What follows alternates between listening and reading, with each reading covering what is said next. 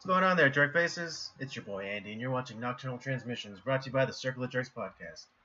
It's our weekly live stream where we talk about news, current events, have it open for a forum for thought exercises and philosophical debate, as well as our movie review. Today is the start of a new month, so that means new theme. And this month is Keanu Reeves month.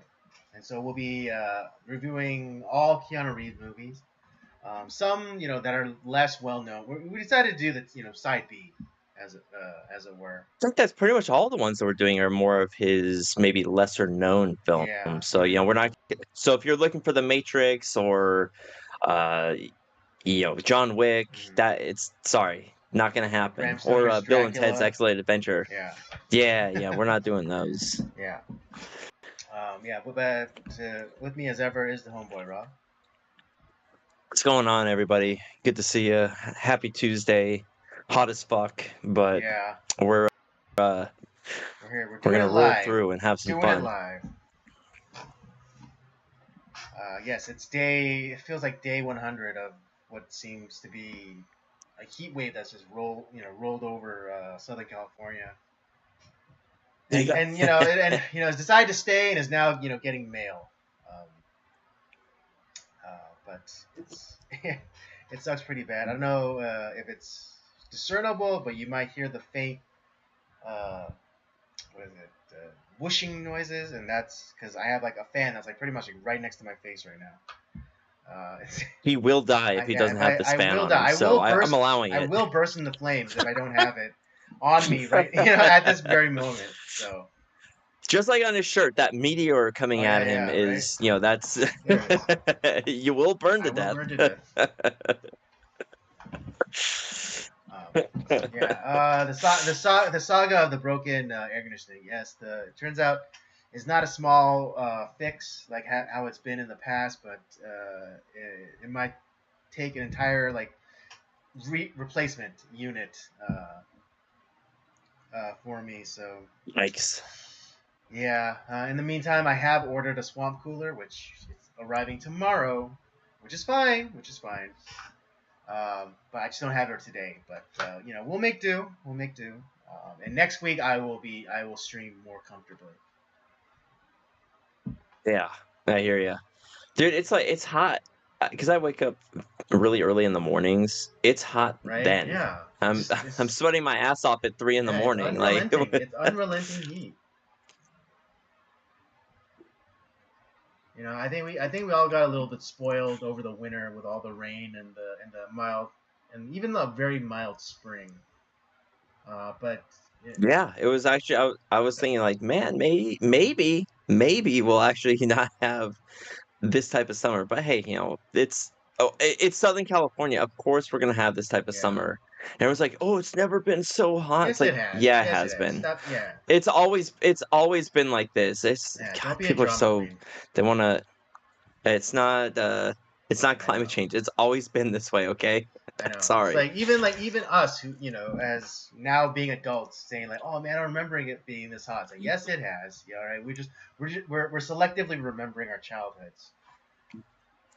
And honestly, I think maybe as kids, maybe it was easier for us to power through it. Like it didn't affect us quite as much, but it was just as hot. I concur. And as we gotten older, we got more bitchified, because we got used to the air conditioning and cushy indoor jobs. AC was pretty rare for us. Yeah, in my household, use it very often. Used it. Like it was like for special occasions, when like guests would come over. Other times it was just like exactly. I was just basically running around in my underwear at home and just, had fans blowing 24/7.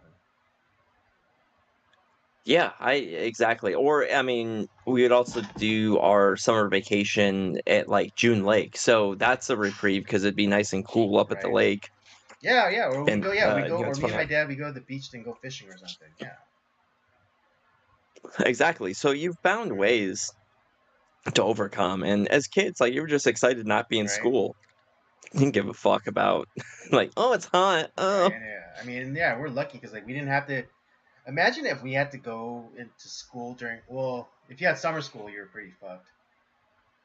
But at least for me, by that time they had really good air conditioning. So You must have been pretty lucky. 'Cause the couple times I had to go to summer uh, school, oh my god, it was oh my hot. god, yeah, my entire high school career, I never had a summer off. My entire high school career, I was always in summer school, and not always, and not always with beneficial effects. Sometimes one time I went to summer school and I failed an English class. Yeah, Damn, cause I, dude. yeah, cause I That's got it, cause that's I why got you're a doing D, it cause every I got summer a because you kept D. failing the same Yeah, cause I got a class. D in the first time, but then I failed this time.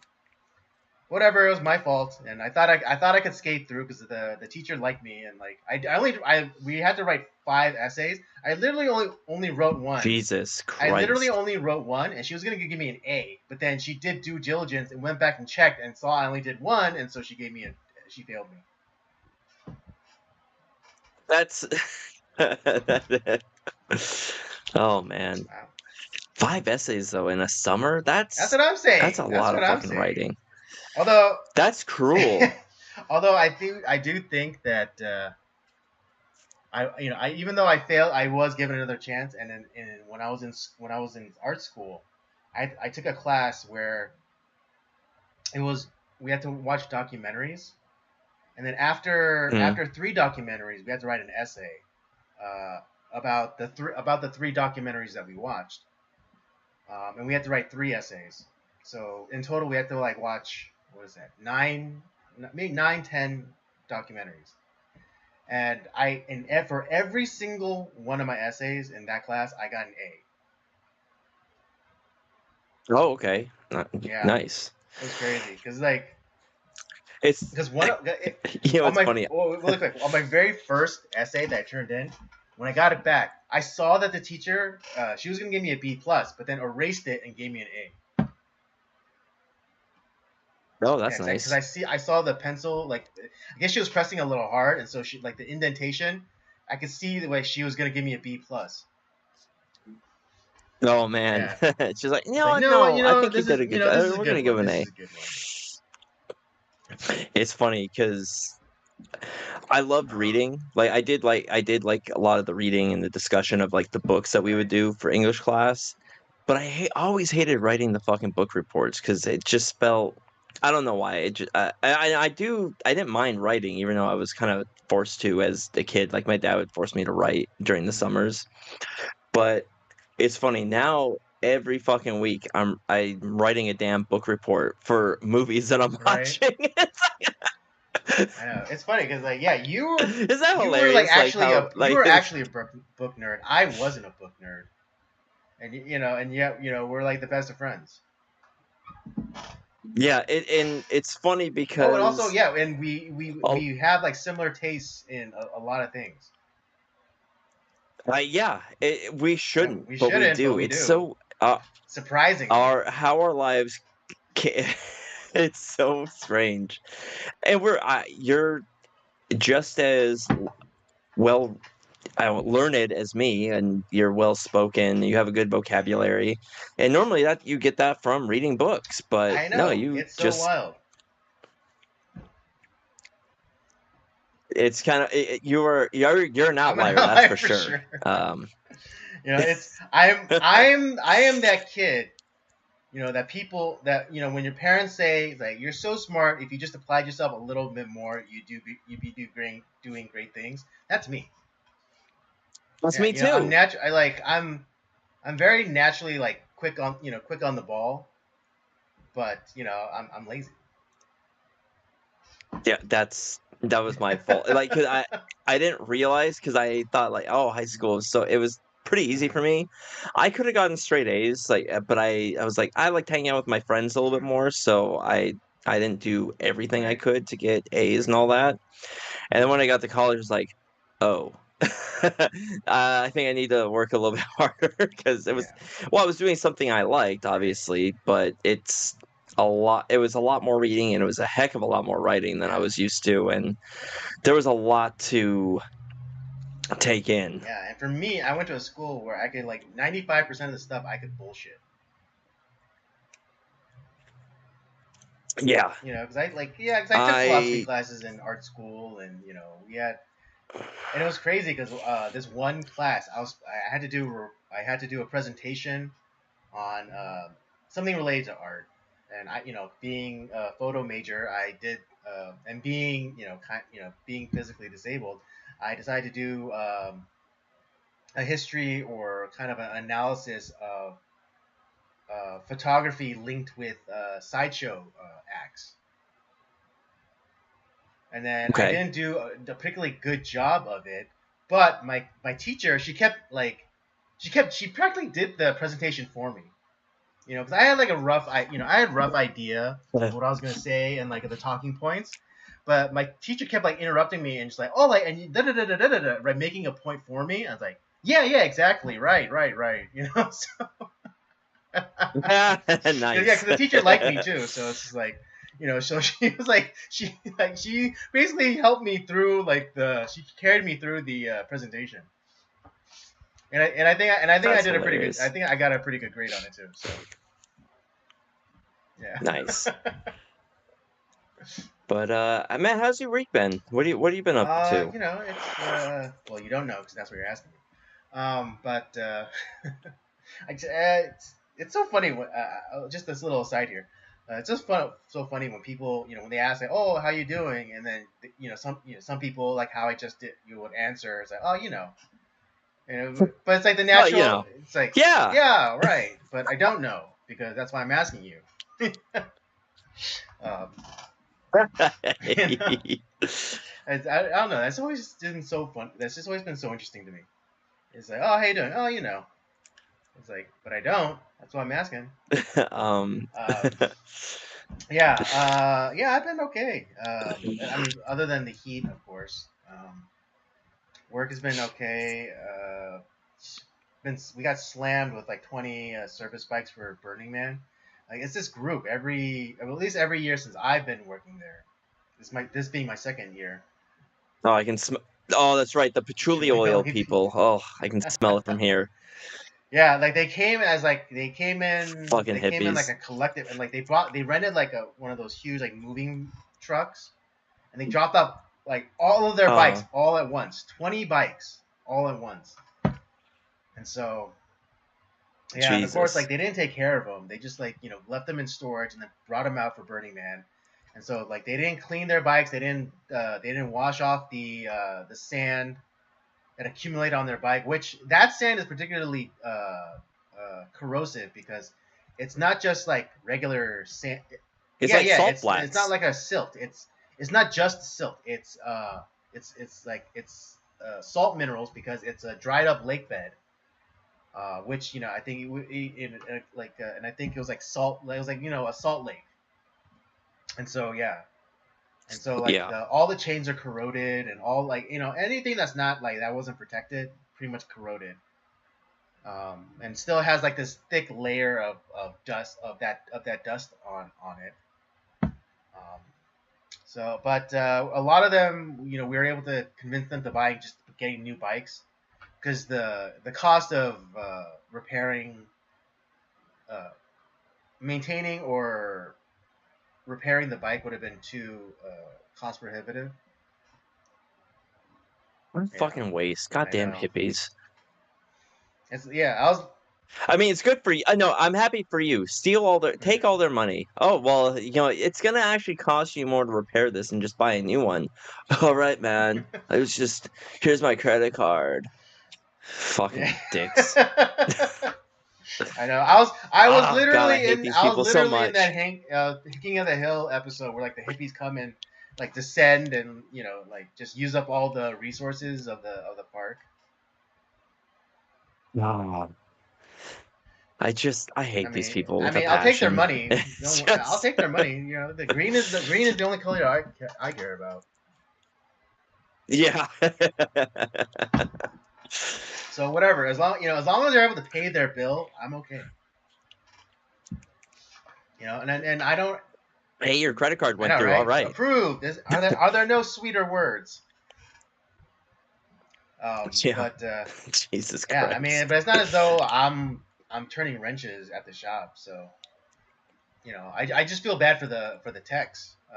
But Yeah, it's got to be fucking yeah, horrible. but we're pun incoming, but we're burning through them pretty quickly.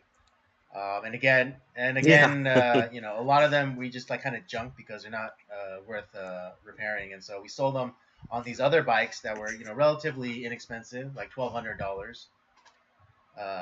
Yeah, my friend, the owner of the shop, he went and got 10 of those bikes, and we pretty much sold off a lot.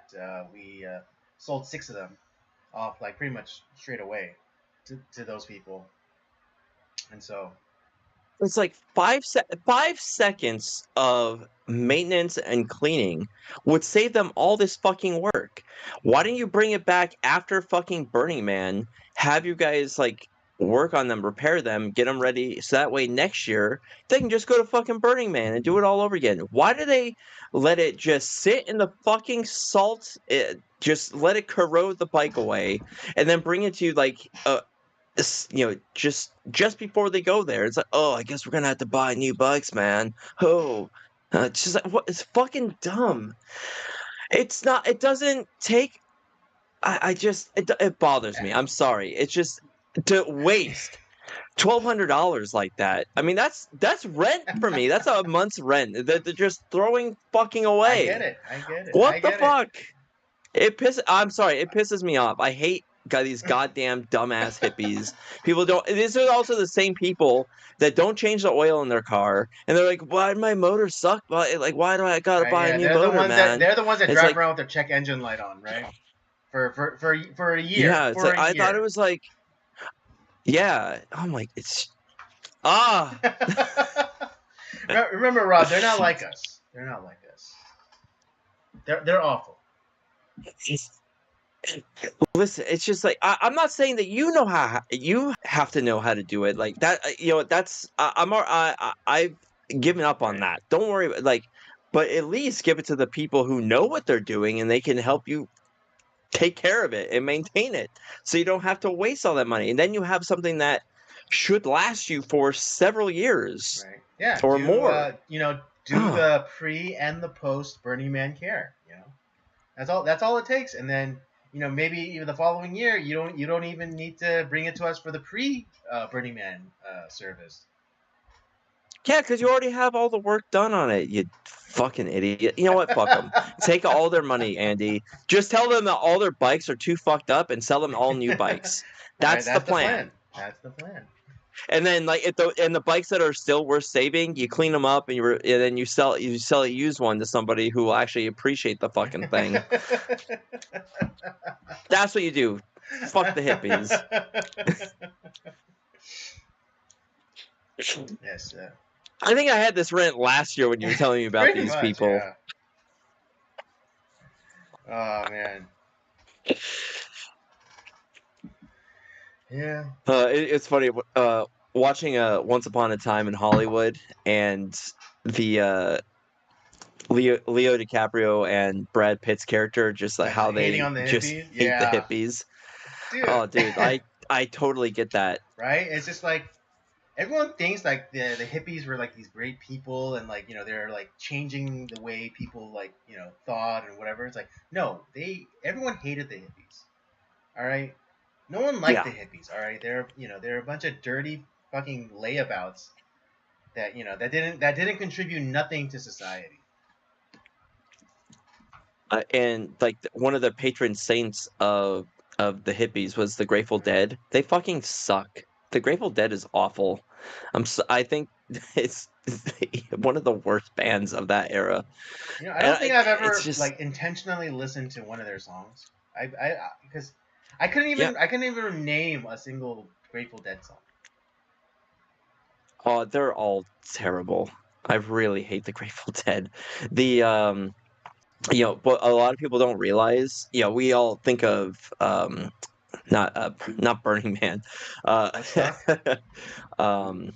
Yeah, Woodstock. Thank you. I had Burning Man on the mind. I couldn't think of it. But they did millions of dollars worth of damage. Like, I mean, they left that place in ruins, and it took that area local community a long time to. the local community to like recover from the damage that these fuckers created. And we think of it as like, oh, it's like the greatest music festival of all time. And certainly, yeah, there are people Right, great there that I acts. like. I Yeah, mean, I Jimi like Jimi Hendrix. Yeah, Hendrix yeah, and all yeah. that. Yeah, and although what people don't realize is that those weren't all like as great as those guys are and great musicians that they are. That was not the popular music at the time. We talk about it being counterculture. Well, yeah, it was because they weren't popular. That was not what people liked, that or what the majority of people were listening to. It's only now that we look back, it's like, oh yeah, like these guys were actually pretty damn good. And obviously, like our parents' generation, that's music that inspired them. And but yeah, it's just yeah, the Woodstock we think of as like this great, oh, the summer of love, man, and it's no, they fuck things up, man. It's not in a good way. Yeah. So I So, mean, in that way, at least they're following tradition, and nothing has really changed because the hippies yeah, of our generation are known as activists. yeah, oh yeah. And they The never they never you it's remember never the for good, and they never leave a place better off than when they found it. you remember that Fresh Prince episode where they I think it was like it was Uncle Phil and Aunt Vivian's friend who like the one they from their time when they were activists for like the civil Yeah. rights movement came and Yeah. visited, and Will was kind of enamored by Yeah, but the romanticized story, her the who she romanticized was. stories of like the struggle and Yeah. sticking it to the man and blah blah blah. And then she kind of never got out of that Right. phase, and she judged Uncle Phil and Vivian for what they had become. And it's like, how fucking it said in you know not quite in these words, but it's like, how fucking dare you? I'm still just as involved in trying to make things right, but I do it from inside the Mhm. system where like I can help change and shape laws and do things to make a Right. difference. I'm doing a lot better work than strapping myself to some uh, tree or whatever for the sake of whatever stupid cause is out there. So don't come into my house and tell me and try to manipulate my children and my nephew into doing stuff and alienating them against us. It's a great episode, Yeah, yeah, I remember actually. that episode. Yeah, dude. There's some people don't realize how great Fresh Prince of Bel-Air is. Yeah, I had a lot of silly moments, but damn, there were some episodes that really stuck the knife in, man. Like it's just oof, that hit deep. Yeah, I mean, and just think about it, like Fresh Prince and Family Matters, two of the most popular shows on TV at the time, and what was it? And showed intact black families, you know, and yeah, the fathers were both not just authorities in the home, but authorities in life. Uncle Phil, he was a high priced, high paid lawyer, but he eventually then went on to become a judge. And then Yeah, in Family Matters, Carl Winslow, devoted dad, husband, but he was also a police officer. a decorated I mean, sergeant. yeah, and he eventually Yeah, got promoted to lieutenant. But yeah, again, a strong male patriarchal figure. yeah, and well, and before all the horrible stuff that came out about him, but the Yeah. Cosby Show was also Hmm. another uh staple of like that era as well. So yeah, you'll never. I don't know if we'll ever get something like that again. Yeah. I mean, you have like shows like Black. I've never seen Blackish, so I don't know if I could criticize too much. That might be the closest. Yeah. And I mean, yeah, I think when Bernie Mac was still alive, he had his show, and Oh yeah, he that was a played great like show. But that was kind of the end of our right. era. Of Bernie Mac was kind of like the last gasp Yeah, of our yeah, yeah. era for. Well, and then there was Everyone Hates Chris, which depict I think uh, I I think nicely depicted an intact family again with a strong, father, in the home, a Yeah. sacrificial father, because it's like because the constant refrain from Chris's mother was, like every time she left the job, it's like, I don't need this. I have a man with two jobs. Yeah. Yeah, So yeah, so exactly. he was so the father was sacrificial and he provided. Yeah, but Yep. nowadays, like, yeah, and like, yeah, The but just really quickly on Blackish again. Like, I haven't seen the episode, so I can't really condemn one way or another. But during the lockdown times, it was used heavily in propaganda and like uh, you know you know used particularly weaponized the mother figure. I think played by what's her something. She's Diana Ross's kid. Um, Oh yeah, that's why she yeah, looks yeah, so yeah. familiar. Okay. But yeah, the mom on the show, she plays like a nurse, and then the son went out, snuck out of the house to go see his girlfriend, like during and it's in universe, like there's a lot lockdown happening too, or there's COVID also, and then when he and then yeah, Oh and so Lord. like he tries to sneak back into the home, but then the mom catches him, and she gives this tirade about how, oh, I'm a nurse, I'm in it every single day, and I see people dying, and how dare you, da da da da da da da. It's honestly, then no, it's not like what we're talking about. Then it's Yeah, completely different yeah, already. Because there's no, I don't think that there's an episode of those shows that we grew up with that is weaponizing certain characters for like right. Well, I mean, that propaganda-ish goes to type my point about, purposes. like, because I haven't seen an episode, so I can't really say, but I don't think, and I think Anthony Anderson is the father in that show, and I That's right. and I Yeah. don't think he's the strong, patriarchal He figure in that no. show. He's I much like what is it, yeah. a Ray Romano in Everybody Raymond. Like, he's there, but Yeah. he's kind of like Yeah. the bumbler, and Hey, uh, yeah, Deborah. Deborah. Yeah. Actually, I liked Everybody Loves Raymond, but even like with the movies sometimes too. Like Friday, we've talked about here where even though yeah they're not living high on the hog, but it's a tight knit Mhm. family, and you have uh I think it's yes, it's played up for comedy and whatnot, but man, there's some serious stuff that's going Yeah. on I there. mean, yeah, and like, yeah, John And Witherspoon, playing Ice Cube's father. He was there when God, he he's was so there good. when it mattered. When what is it? Dre and Smokey, they were, they had problems with Big Worm, and Dre went and got his gun, and his dad, tells him, he doesn't get mad at him. He's just like, hey man, that's not the right way. That's Don't not do the it, right son. way. No. And that's just like, Yeah. that's the moments you need the father to come in and be like, that's not the right way, and not like, wrathful, like, how dare you have a gun, and but like, but the father like empathized with the son, saying like, it's like, I know, what you're going through, because I lived that life too, and a lot of my friends, they didn't make it out, but the ones that that used their fists were able to fight another day, and it's just Yeah. like, it's like that's clutch. Like, what would the mother have done? She would have just gone like emotional and hysterical, like, oh, my baby's got a gun, and it's like, oh my god, and Yeah. not Uh, wouldn't have been helpful. Honestly, just plainly yeah. and honestly, the mother would not have been helpful in that moment.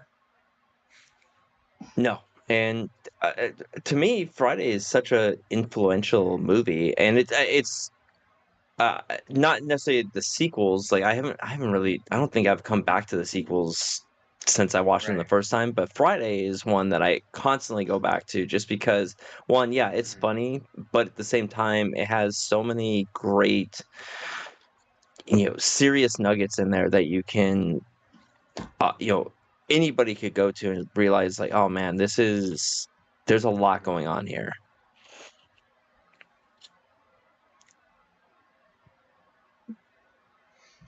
Absolutely. But yeah, that's kind of my weekend. Just sweating my ass off.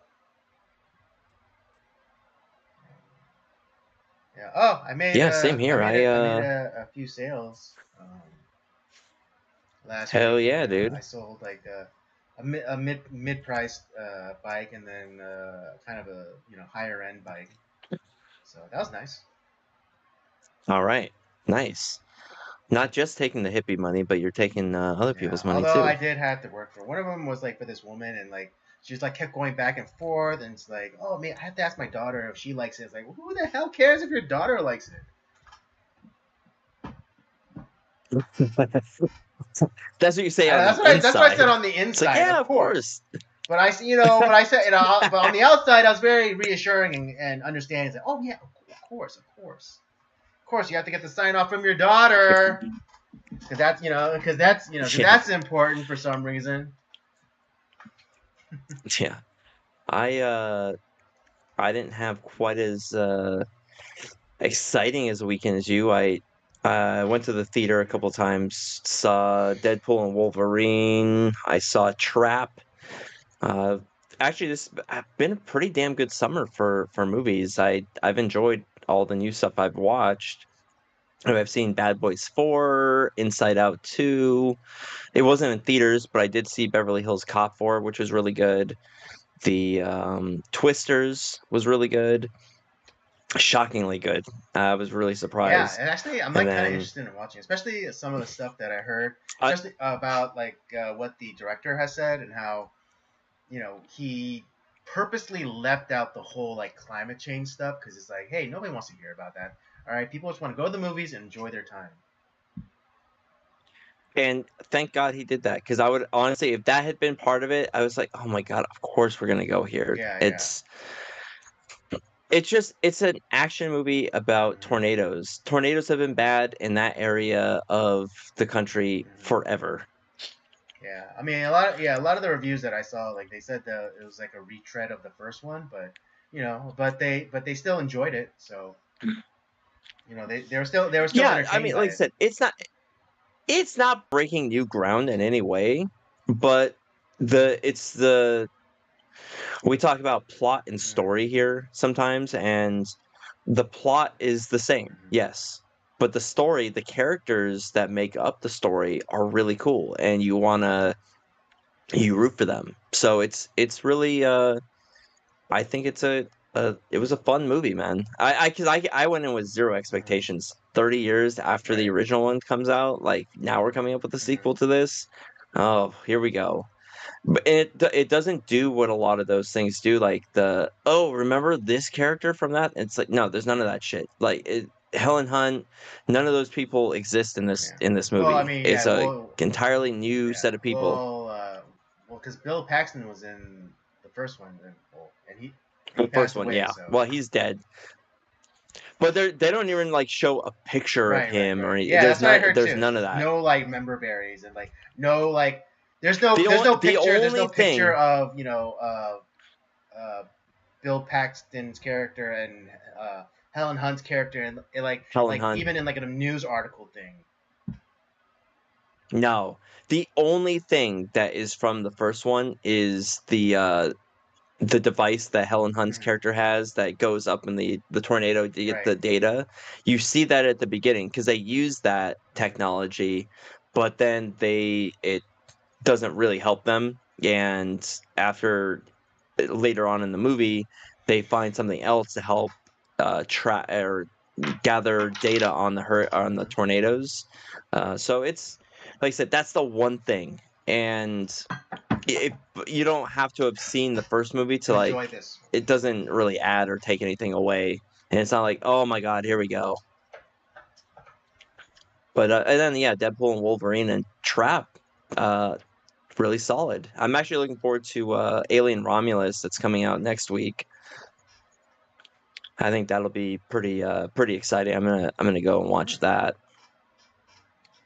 Cool. Yeah. So been a pretty good summer for Yeah. movies. Another. I wouldn't say box office smash, but another competently executed performance by Glenn Powell of Dude, I like yeah him, of man. He's been in some interesting Top roles Gun lately. Maverick fame. Yeah. Um, what is it? Oh, I actually, you know how I said that in Top Gun Maverick the roles are reversed and Goose is Iceman and Hangman is Maverick. Yeah, Yeah. I actually just they were playing Top Gun last night and I caught it towards the end of it. Another little detail that solidifies my position is that what is it? Maverick wasn't the first that wasn't uh, part of the first team to go up in Top Gun, the first one. He was a backup, just like Yeah. Hangman. And You're right. Hangman was the one that to go. He was a backup. He was a spare to the A team essentially. Just like Right. Maverick. And another thing, and Mm. also Maverick, he was the one to go into Top Gun with an accolade. He was known. He was the one known to have had that engagement with the MiG, right? And Hangman, Mhm. he of his cohort, he is the only one to have an air-to-air kill. That's So true. yeah, Yeah. so my idea is that yeah, in Top Gun Maverick, Hangman is Maverick and Rooster is Iceman. Oh, that's interesting. Yeah, I think you're onto something there. I gotta rewatch that movie actually. I've been kind of itching to rewatch, Yeah, we well, yeah both we of have them, to but yeah definitely we have Top Gun to. I don't Maverick. know who else like really enjoys like Top Gun, but we have to like find somebody else and like we have to have a discussion because like I really want to talk about this movie. Yeah. Oh, I would love to. We should maybe we'll put some feelers out there. Maybe we'll get somebody on to talk about Top Yeah, Gun, and we'll yeah. get on that. Oh, and also the potential The love story, the backstory, potential past relationship between Rooster and Phoenix. Oh yeah, But there's something there's there. I mean, something because there. especially like when they first like meet up together at the bar, there's something there. Oh yeah, absolutely. But well, we're gonna save that for a different day. Yeah, Yeah, because yeah, we yeah. still yeah. But yeah, no, like I said, you're all like we have our theories on Training Day, which I still think like play out Yeah. the and then yeah, this will be kind of like our. I don't think of anyone having talked about this about Top Gun Maverick, so I think we'll put that in our Yeah, back and of course, pocket, yeah, and and of course we have to we'll I don't know if you're going to or I'm going to. We have to reach out to Eric's and do that discussion about Back to the Future because I have a theory. I do have a theory, but yeah, okay. I'm not gonna because I have to do a little. I have to look into it a little bit more. Make sure make sure no one has covered it even tangentially. But I Yeah, think it's a good one. It's a good one. So yeah, but we have to reach yeah. out to Eric and do this episode with him. So I know he Oh, loves absolutely. Back to the Future. So Oh, of course he does. Yeah, I mean, who doesn't? It's mhm. such a good movie. Okay. There's nothing else to update the people on. No, Yeah. let's dive into hmm our topics. Where would you like to start? Local or national? Uh, let's start All right. national. All right. For those of you unaware, uh, the alleged Democratic candidate Kamala Harris has chosen her running mate, and she has selected Tim Walz, governor of Minnesota. And a lot of you might Yeah. be saying, who the hell is that guy? And you'd be right to ask that question. But you know his work. You know his work. If you're alive and cognizant, 4 years ago, you're familiar with his work because he was the Oh yeah. governor during all of the George Floyd BLM stuff that was happening that's happening in Minnesota. His wife sounds like Nero. Yeah, you're not wrong. Yes, I really enjoyed like watching the plebes burn to death in the riots. Oh, and I think just recently he signed into law that illegals can have driver's licenses. Oh, it's Yeah, it's ridiculous. stupid. And then people who have driver's license Right. can vote. You're not even Yeah. hiding it at this point. Not even. Okay, I guess. I will entertain the guests while Rob is doing his thing. Yeah. If you did, yeah. So Tim Walz is now the Democratic running mate alongside Kamala Heels Up Harris. I just recently Yeah. heard that moniker, and I like it, and it's accurate. Yeah, that's a good one. Because if you didn't know the way like how she advanced her career, is on her back and on her knees. I mean, I heard today. I think this is a great designation too. She's a political prostitute. Yeah, but I mean, that's kind of redundant. You're gaining political power by using your Yeah, I know, but having sex with these people to add political to prostitution is kind of redundant. That is also true, but no, man, it's funny because a lot of people were speculating that she was going to choose was it Josh Shapiro from Pennsylvania? A very crucial state for the Democrats. Yeah, which he is definitely much more competent than these two. At least more likable. I mean, I don't really like him that much, but he's more likable than who we got or who she picked. You could sell Josh Shapiro better. Oh yeah, and it's part of a crucial state that they need. But the problem is that their base, who essentially they don't like Jews, so can't have him. They're actually anti-Semitic. Yeah, I mean, they love the Hamas protesters and all that. It's funny. We just had that huge riot of Hamas protesters in Washington D.C. tagging everything up and just desecrating our monuments. It's kind of fun, and they're outside like the Capitol and all that stuff. It's like, what? I don't think that any of those people are going to be they're not gonna arrested anytime soon. If you know what I mean. I don't think. Yeah, I mean, if we're going to be doing that, it's like, well, we might as well just arrest all these people and throw them into prison for several years before they actually have a trial. For some people. Yeah, it's like this like Kafka-esque, just like, you're in prison. Why? Well, we're not going to tell you why. When we figure it out, when we know, you'll know. Yeah, exactly. We'll keep digging. We'll find a crime. We know, you'll know. All right.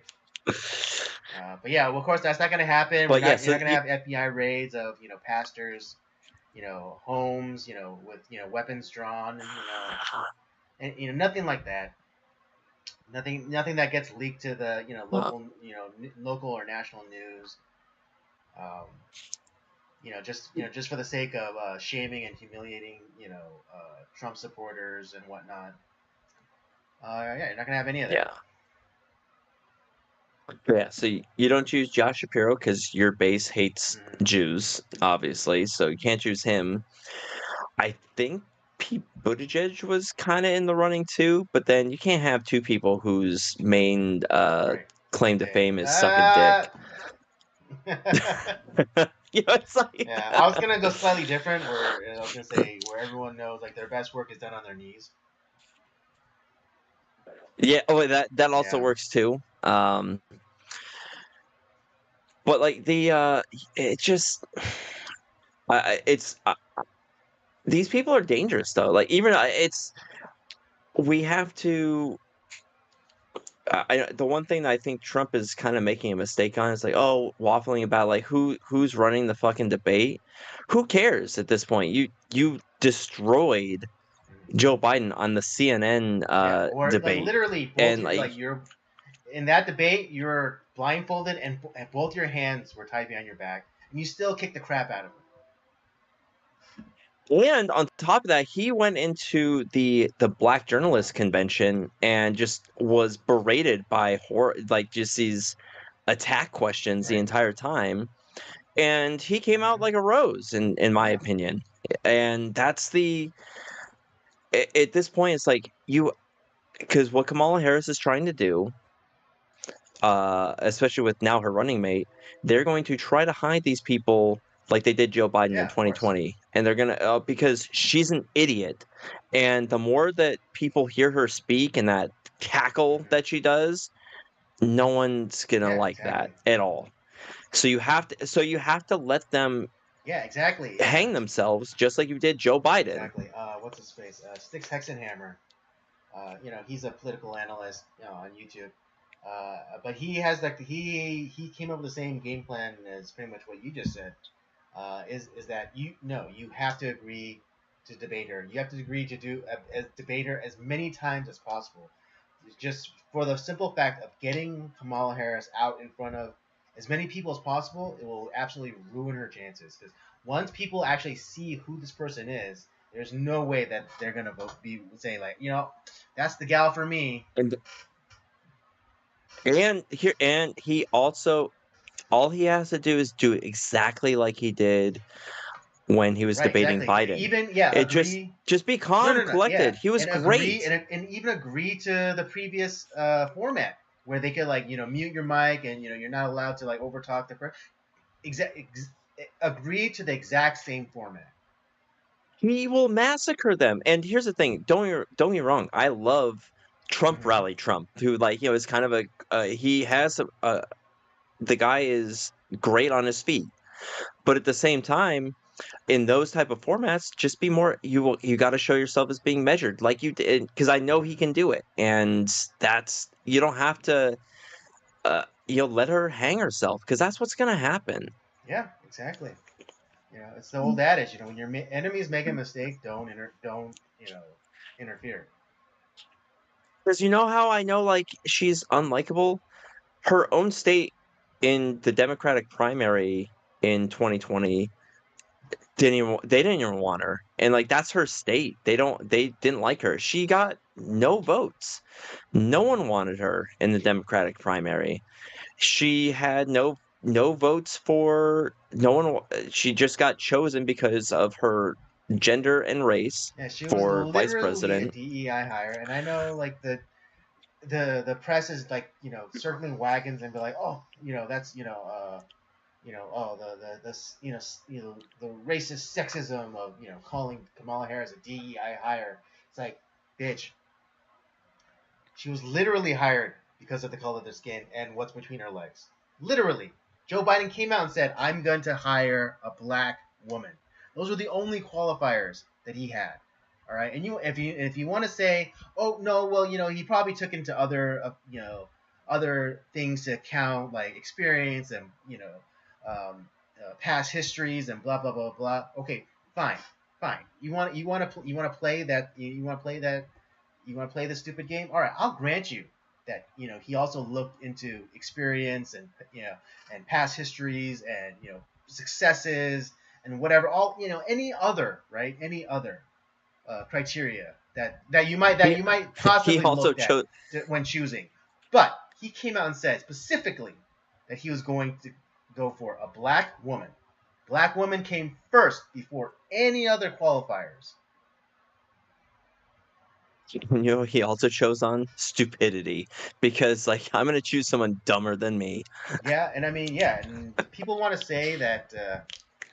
I mean, I don't think Joe Biden's in charge. If anything, uh, She no, wouldn't no, no. be But either. if They're anything, his puppets. wife is the Jill Biden's the one making a lot of the personal political moves. around him. And I think that shows in that Biden assigning Kamala Harris like border czar again. And even though the mainstream media is coming out and saying like, oh, she was never the border czar. There's no such position as the border czar. Even though like they would always call her border czar Kamala Harris. But I think that the media, she called herself that. Joe called her that. But I think that was Jill's idea to make her look back because Jill Biden water cooler talk is Kamala Harris and Jill Biden hate each other, and I bet that Jill told Joe to put her in charge of the border because she knew that she was going to fail at it. Yeah, and she did. It's in that interview, even that interview, which like the warm blanket of the media, who would normally go to bat for her. Like, you've never even been to the border. It's like, I've never been to Europe either. Right. Oh God. Fuck. Yeah, I mean, this isn't just every time she opens her fucking mouth, I just being haters. All right, we are watching how these people are moving and acting and saying, and we are coming to conclusions. Okay.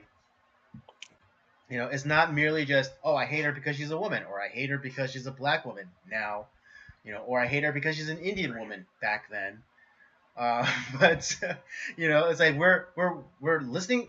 No, I hate her because she's an incompetent we're listening idiot. to what she's saying. We're seeing how she's moving, and we're able to come up with a conclusion. It's like this woman doesn't know what she's doing. She's uniquely disliked by members of her own party. As much as I also hate this person, at least Hillary Clinton is not an idiot. Right? Yeah. You say that she's crazy or bloodthirsty or she's evil. She's evil, but she's not stupid.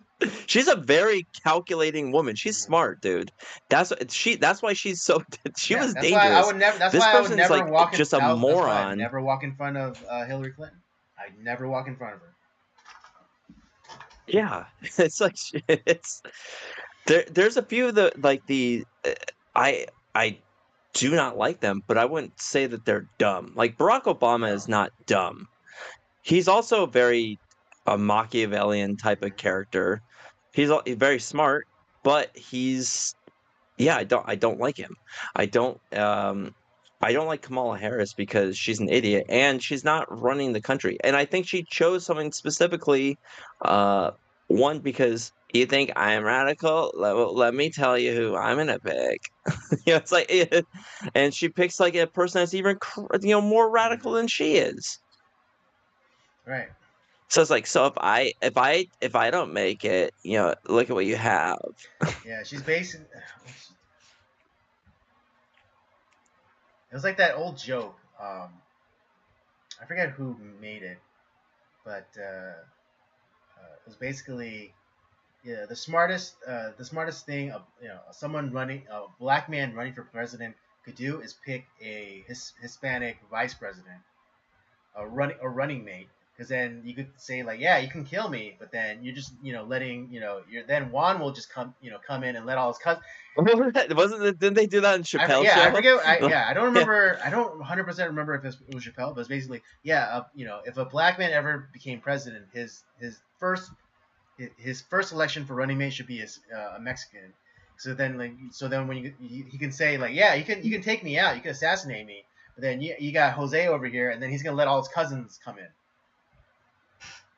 Yeah, that was Chappelle. Okay. That was from the Chappelle show. I remember that. I forgot who it was. But it sounded very Chappelle-like, but I just wasn't sure. But yeah, it's just the strategy has to be, you have to put these people out in the light, debate them as much as they want, and let. And even like with Vance, because like all the talking points about him is like, oh, he's so weird. It's like, no, he's normal. I guess maybe that is weird. And the one thing like I actually kind of I like about the guy is like I'm still shocked. That's right. He's our Yeah, age. he's a It's millennial. crazy to think that. Yeah, and And also a highly intelligent slightly one extra too. points too because he was a Marine. Yeah. So it's that to me. I think that was a smart call by Trump. Is like choose someone that's young. Oh yeah. That that could still have a like political future. exactly. Yeah. So it's yeah, it's I think we got to get these people out into the light, expose them, let them just hang themselves because they're not with it. They are terrible. And I think Kamala Harris, although even if she does become president, it's the same people that are running the country, the same not like I wouldn't say it's like a cabal, but like it's definitely the Democrat ruling class Yeah, I that mean, will continue to run the people country. forget that you know the Democrats were described as particularly Southern ones were called Dixiecrats for a reason. They're Yeah. heavily racist. I mean, even I would say okay, to put into perspective, the first black Republican representative in Congress was like in 1870 something, 1874, 76. And Yeah. the first Republican black senator was from like 1871 or something somewhere about that. Sometimes after the Civil War, right? The first Democrat Yeah. representative, it was in like 1986. First Jesus. black Democratic representative, 1986. Let that sink in there for a minute. Yeah. Right? Let that sink in. Jesus Christ. It's like 120 years after Exactly. like the Civil War. Oh Jesus. And it was a woman.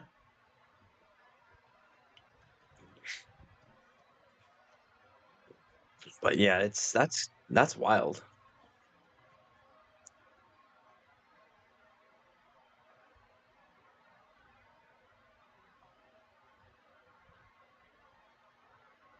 All right, hold on. Dude, are they memory holding this? Yeah, 'cause Probably. now I they're wouldn't be saying the first surprised. black Democrat was in 1935. But even still, 1935. That's still almost what 70, 80 years. Yeah. Republicans they had blacks in the Congress like just a few short years after the Civil War. These motherfuckers took like better part of a century to get their first one, if that's true. Yeah. Because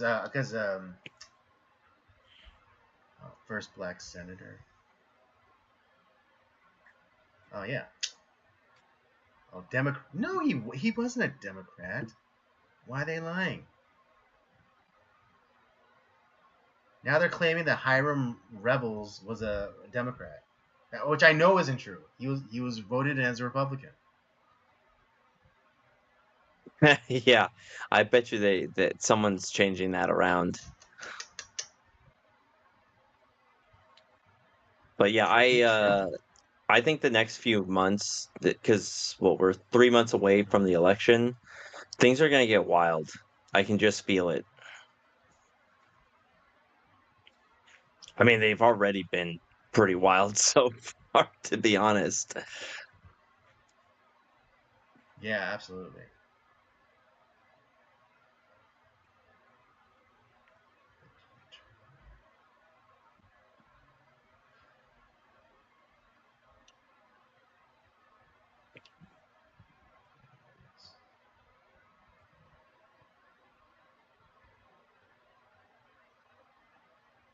Joseph Randy, yeah. Hiram Rebel was a senator.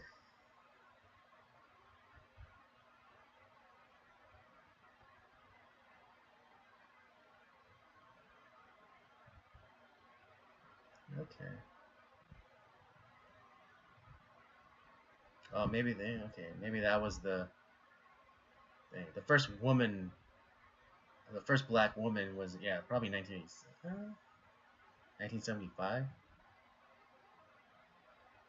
Okay, still a long fucking time since the first first Yeah. blacks who came into Congress were Republicans, by the way. But yeah, it's just that's a lot of stuff that people don't realize either. It's just how Yeah, and the people systematic think the Democratic Party has people been. want to think like, oh, that was like that was back in like Civil War times. No, it's like those like prejudiced white Dixiecrats. They persisted long. Dude, Bill Clinton even like said like, oh, you had back. I think it was when Robert Byrd, former supreme wizard of the Ku Klux Klan, passed away, and he spoke at eulogized him, I think, or at least spoke at his funeral. And then later on, Get the fuck out of and here, then later on he was Jesus. asked like about Byrd's connection to the KKK, and he's like, because Byrd went on to become a Democratic representative or senator, I forget which. Yeah. Clinton was asked about this, and it's like, oh, well, back in the day, everyone, you had to be in the KKK to be, in the South. And it's like, Jesus Christ. So that explains where he's at. That explains where he's at. Jesus fucking Christ. And it's so funny because you had a lot of black people are like, oh man, he's like one of us, man. He's young Right, I and know, hip and cool, plays the saxophone. The joke was that Clinton was the first black president. Yeah. And it's like that, and then he says shit like this, and no one like questions it. It's ridiculous, man. This party has been lying to minorities for so fucking long. All right. Again, I know we mention this all the time, but yeah, 3/5 compromise. All right. Thank abolitionists. All right, that was even in. Okay, that actually got passed. And no, and again, I know I'm repeating myself, but again, it wasn't that. It was regarding every single black body as 3/5 to a white body. It was regarding 3/5 of the black population. All right, they're only counting 3/5, and thank God that they were, because otherwise the House and the Senate would have been overrun with Democratic overrepresentation. Yeah, it would have been overrepresented, and slavery would have lasted a hell of a lot longer because all those people were in favor of that. The wealth, and this isn't just the because there were a lot of people in the South who it's a very few rich plantation owners who owned slaves over there that were trying to hold on to their power. It's not everybody in the South because we've heard interviews from people who fought for the Confederacy. We've had these discussions before. The fact is, the reason why we had the 3/5 compromise was to keep that power away from these people so that they didn't overwhelm the United States government. Because then, yes, then you have a systematic, you have systematic racism. Because those people would have created more and more legislation to make sure that they never lost power. Precisely, and I mean, it's nothing new. I'm repeating myself, but they all they do is play the same. They play the same hands every single time. First it's trying to count slave bodies to bolster their numbers. And what do you think like this whole immigration thing is? All right, it's to build up their rate. It's to get more Democratic voters, to get more of like their people in. Yep. without actually representing, it's a different without type of actually representing them. yeah, it's a different type of slavery that's going on to essentially bolster their numbers and so that they never ever lose power again. That's what it is. And so that they can create legislation that essentially wipes out any sort of semblance of what the Constitution in this country stands for. Yeah, exactly. It's like you think these people who are advocating to give driver's licenses to illegals and offer offer sanctuary to illegals is doing it out of the kindness of their heart. No, they're doing it to eventually turn them into Democratic voters, and again, like to bolster their numbers, but then not actually represent them. Maybe we should do like a bit, basics of how the government should work over the next couple of months before Maybe, we yeah, like get to the election. Just so, take a few minutes yeah, and just like kind of like here's how it's running, here's how it should be running. yeah, exactly. I think that might be beneficial. I think we should do that. Yeah. Anything else on this matter? But yeah, that's no, not off of this. I just wanted to. It's big news that of this person being chosen, and like how just not. It's not. It's surprising, yet at the same time not surprising. Yeah, for sure. Okay. Let's get into the next topic, and that is in our home state, California, a very surprising about face for the governor, Gavin Newsom, in that he just, I think last week, issued an executive order to clean up homeless encampments. I wonder I why he did that. wonder why. Oh. Well, here's the other thing too that also happened, which I think gets thrown under the rug under this, is that there's also no teeth behind that either, behind this executive order, because there's a lot of cities who decided, well, we're not going to Right? enforce Like that, our home and city of Los they Angeles. and the executive order itself, I think, also says, well, we're not going to throw them in jail or institutionalize them or anything. It's just we're going to just it's moving the dust pile from this over here to somewhere where people Right. can't see it. That's what's happened. That's what this is, and it's a shell game to make it look like, oh, We are see, doing something. Gavin Newsom's, he's really cleaning up the state, and things are happening, and everything's gonna look in tip-top shape for election time. And guess what's gonna happen right after the election's over, and people forget, and they vote Gavin Newsom in again, and all the people that buy into the Gavin Newsom plan, it's the same fucking thing. And like, what was to stop him from doing this? I don't know, 6 months ago, a year ago, you know, Yeah, 4 years it seems ago. like we play this game every couple of years, right around election time. Very curious. Yeah, and I'm like again, I was I think I was a little thrown off because of um, the what is it the law that I recently signed into effect, making it so what is it? Oh, teachers or whatever didn't have to let the parents know of like their child's gender status or whatever the fuck, or gender identity. Yeah. Oh Yeah, if yeah, they if they came out came as, out yeah, as or they wanted to being be called by transgender, a different name, or they wanted to wear different kind of clothes, the teachers are no longer required to inform the parents.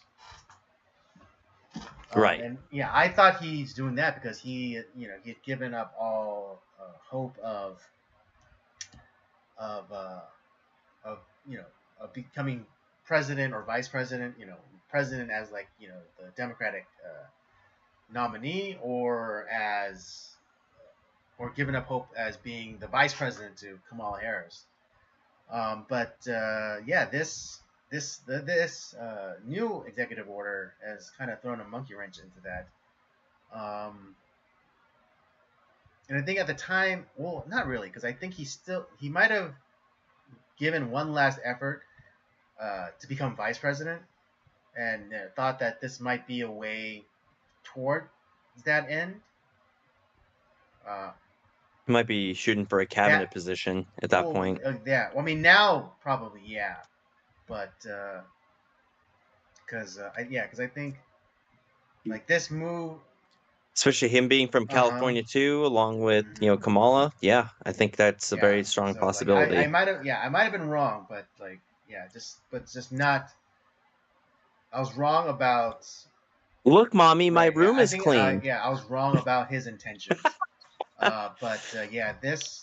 This move suggests to me that, like, yeah, he was trying, because this happened last week before the announcement. So I think he might have been trying to go for the VP nomination. But I think now, seeing as Tim Walz has been selected, I should say. I think now at best he can do is a cabinet position. It's pretty much, yeah. I think that's all he's gonna get. But these fucking political shell games that we always seem to play. I'm telling you, in reality, these guys don't do anything, and not just. I'm not just talking about Democrats, but there's a lot of Republicans who don't do anything. Their only goal is to do just enough to help them get reelected so that they can stay in power. That's it. That's the Mitch McConnells and the Gavin Newsoms of the world. That's all they do. Gotta do enough to just get reelected. And the only people who they're vultures on the American people. And because we have not allowed any sort of term limits on our legislative branch, which it totally should be. I understand why the judiciary doesn't have the term limits, just because it does keep them separate and a good check on both the executive into any any body or any other branch. So I do kind of agree with that, but our legislative branch definitely needs term limits, and I think that's. We had a good honor system, with the executive branch kind of following the way of George Washington, of like, oh well, he only did 2.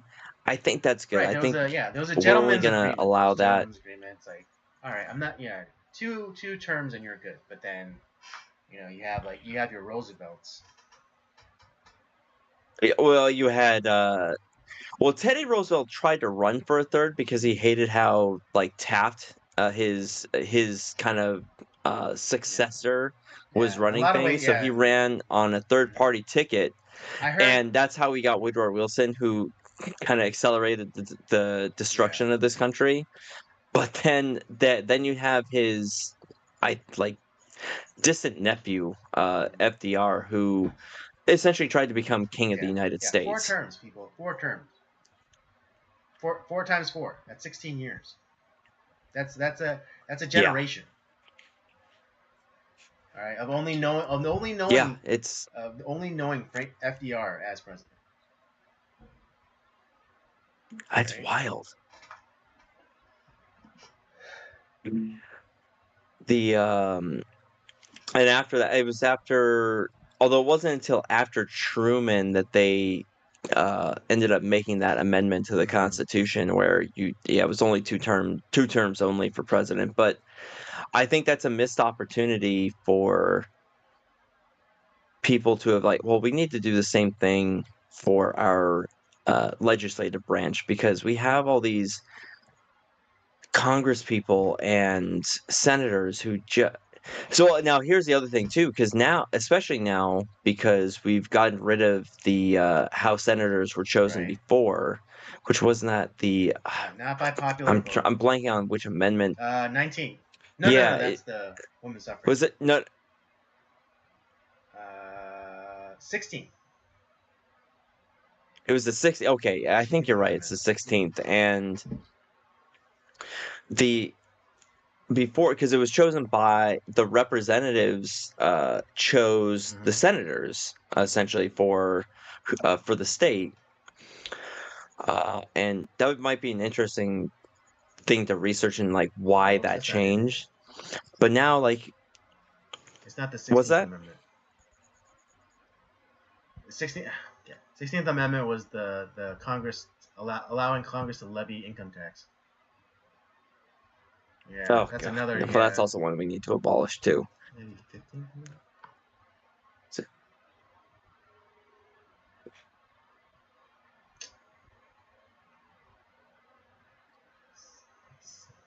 All right.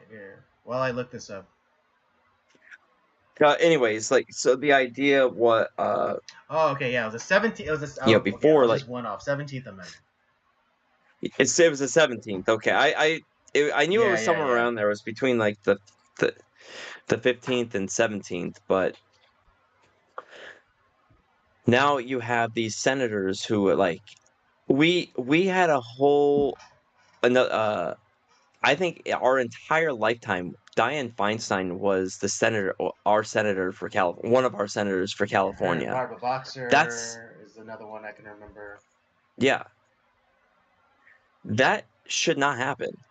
The you have God, how long has Mitch McConnell been there? Or you have Joe Biden, who like he literally had since his 20s served in government. And I've heard people say it's like we got to stop calling these people public servants because that's not what they are. They're vultures. They are or leeches. They are sucking away at the American people. They are enriching themselves off of American tax dollars and abusing their power as a legislative branch, creating laws to pad their stock their stock portfolio. That's what's happening. Yeah.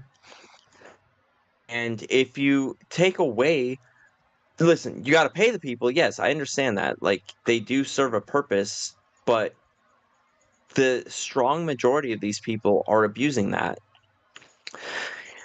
You have to take away the great financial incentive of like at least enriching themselves away. So that way they learn, oh, I actually have to do a job for a short period of time that I wanted to do because I like this country.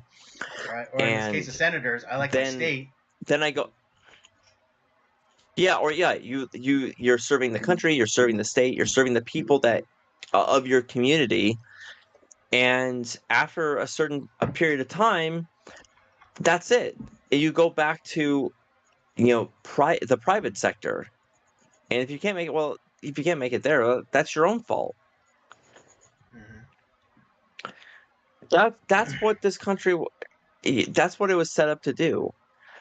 For generations now, we have had people who have decided to quote unquote serve in government. Yeah, because we're just being public servants. We want to do our best, and right. I'm making it my understand business to serve the people. Yeah, no, you're not. You're serving yourself. I mean, it's been some time, but like the Truman, I think was like the last president to end up. He was like a lot of presidents ended up in debt after he left office because of there is a cost to it. Now you get these guys who they go in essentially broke, and then they end up with these multi-million Netflix deals and speaking tours and book deals, and it's you have like the political funds that these guys. Oh, we set up a charity. It's like no, it's not, because look at the people donating to this charity. This is your slush fund that you're using and you're claiming it's a private fund that you're. It's all really ghastly stuff, and that's what Gavin Newsom's doing. He's pretending to do work for the state of California. And it's like, yeah, the homeless problem is a real problem, but your executive order doesn't actually give any sort of teeth. These people are Yeah, there's still no enforcement mechanism. It's like, if you don't do this thing, then okay. you have to pay this fine, or some such thing.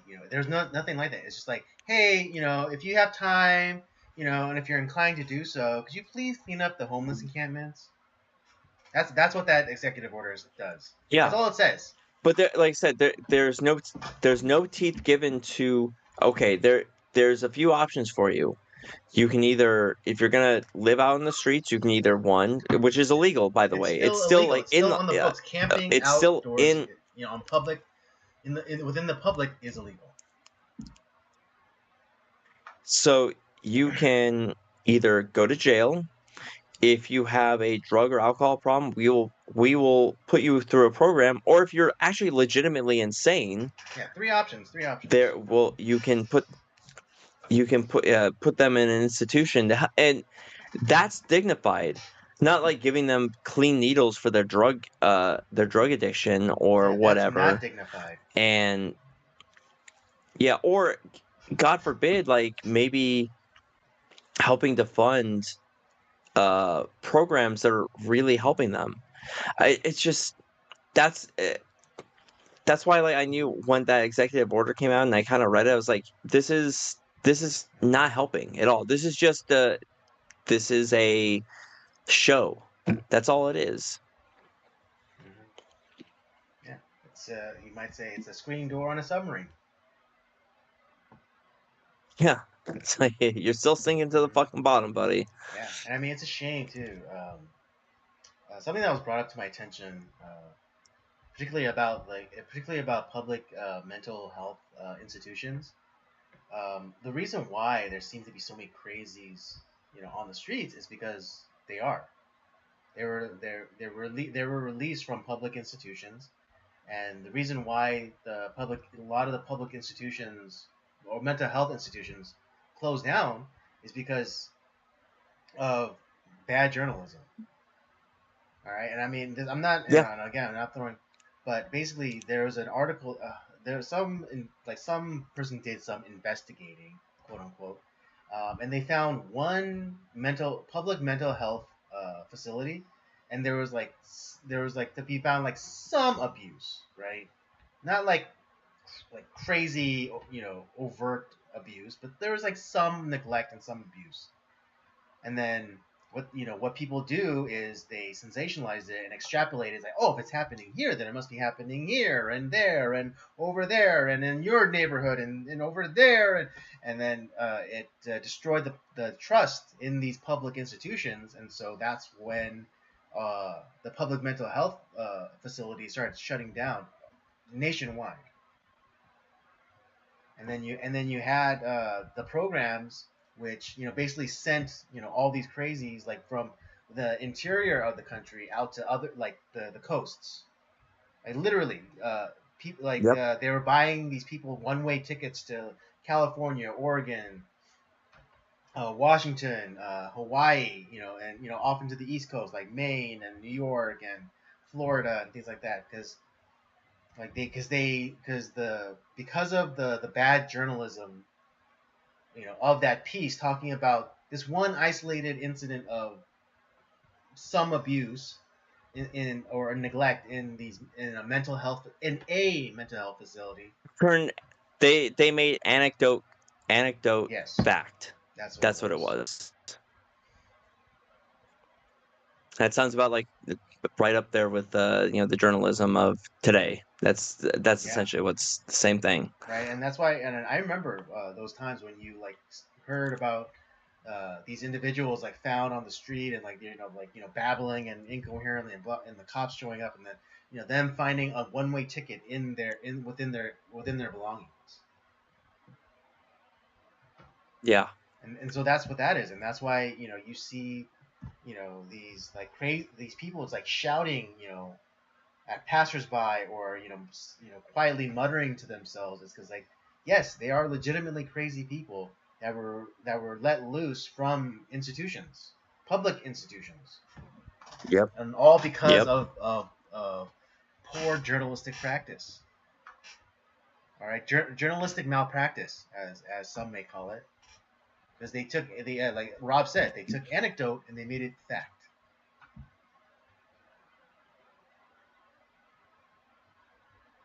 Yeah. And I mean, there's always going to be failure in everywhere you go. There's always going to be the employee that Right. sucks and has a hard time with those, and with dealing with those people, and they kind of lose it, and maybe they and those people should be fired.